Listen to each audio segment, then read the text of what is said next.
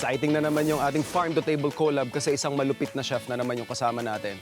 Super mom, executive chef, owner ng Liam's and Louise's Gourmet Cafe, ang ating kaibigan, hashtag laking CACS din ito, Melissa Paguia-Rocha! Chef, welcome sa Farm to Table. Hi, thank you for guesting me. So yung collab lang natin, Chef, is basically meron tayong dish. Familiar tayo, isa sa mga usual na tinuturo sa Center for Asian Culinary Studies. French classics. O mga anak kami, Chef Jean, Yes, is hi, Chefie. Bouillabaisse. What we want to show our food explorers is we have the same set of ingredients, Okay. pero papakita lang natin yung magkaibang atake. Yes. Para mas marami silang magawa. Kunyari, ito yung laging laman ng pantry nila. Correct. O may dalawa na kaagad yung recipe magagawa. Chef, ready ka na? Yes. Alright, let's roll! Okay. For my seafood, kasi bouillabaisse is a French soup na puro seafoods yung laman. So since Chef Mel is going to do yung somewhat close to that version, ako naman bibigyan lang natin ng different interpretation. Madali lang ito. So we have a very hot pan here. I'm going to steam yung ating shellfish. So we have clams here and yung ating tahong. Bouillabaisse is actually a classic French soup. So this is their comfort food. We are going to do parang mix of seafood with fish. So lumalabas na ngayon yung steam. Naluluto na yung ating shellfish and then maglalabas siya ng sabaw. Yun yung magiging pinaka-sauce nung ating gagawing parang topping ng ating bread. Yung aromatics natin, what I'm going to do is the application of traditional aromatics, but once I put the seafood, I will also do like flambéing. So para merong onting twist of liquor, I'll start with the sautéing already of our aromatics. I think at this point, pwede na nating silipin yung ating shellfish. Yun.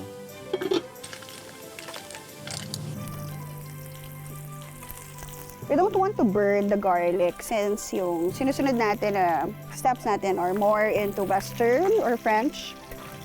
So, hindi natin pwedeng maburn yung garlic para hindi siya sobrang lasang garlicky. So I put salt in the middle of our sauté so that may layer na yung taste of our aromatics. Maglalagay lang tayo ng konting oil. And yung ating aromatics, we have our onions, tomatoes, tsaka yung garlic. I'll start with the mussels.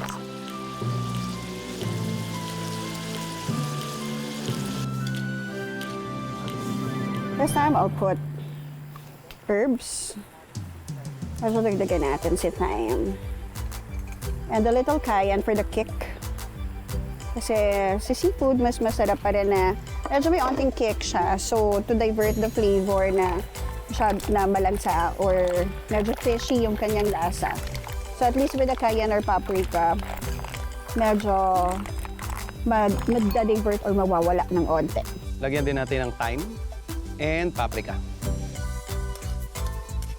I'm going to put like a little of the onion leeks to add more flavor. So we will just let this siguro simmer hanggang sa parang malulusaw na yung ating kamatis. And while we're doing that, tatanggalin lang natin sa mga shells yung ating clams tsaka yung ating mussels.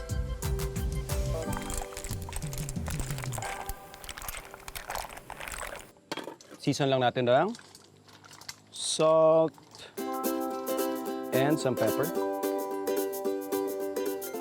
As you can see, I'm really doing like a little of adding from time to time. But pinch or mas maliit pa sa pinch yung dinalagay natin na salt just to layer the flavor hanggang sa maluto siya.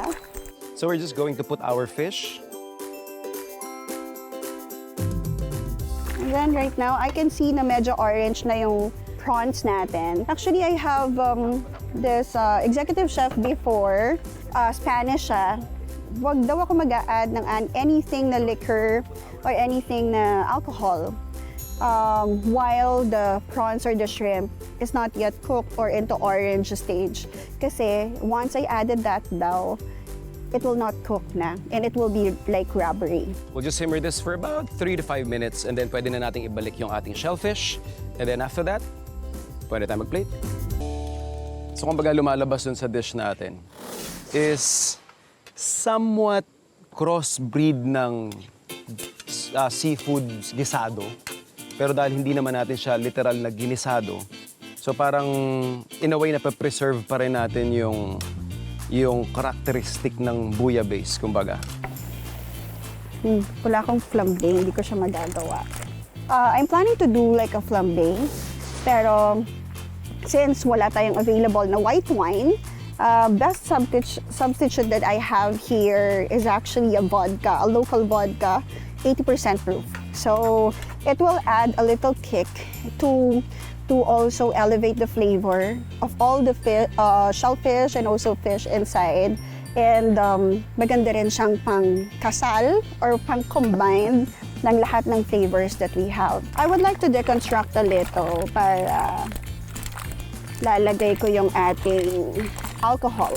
Since nilagay ko na si alcohol, I still follow the tinuro sa akin ng aking parents kapag nagluluto ka at naglalagay ka ng vinegar, nagluluto ka ng alcohol. Siyempre, medyo simmer mo pa siya ng onte. And then make sure na cook na yung ating alcohol before mo siya haluin. This is to prevent na parang meron siyang lasa na hindi luto. Make sure that you simmer it with 30 seconds to 40 seconds. And then, before you add additional ingredient, additional liquid ingredient, or before you stir it. So nakapag-chop na ako ng ating garnish.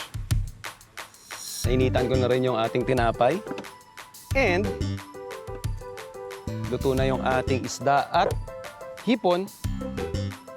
Lagay lang natin yung ating shellfish.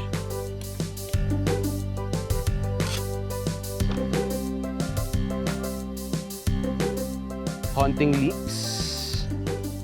Pwede tayo mag-plate. Okay, we will just simmer it ng a few minutes and then this is ready. It's good for plating already.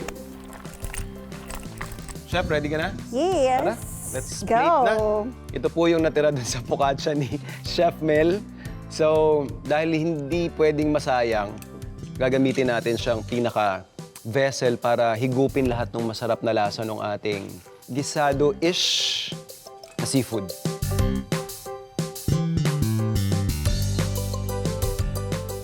Excited na ako matikman ng bouillabaisse. So, Chef Mel, let's exchange plates. Yes. Ayan. Excited. So, in a way, halos pareho naman yung take natin, ano? Yes. So, ikaw naggisa, tama? Nag-isa pa rin Ako, ako.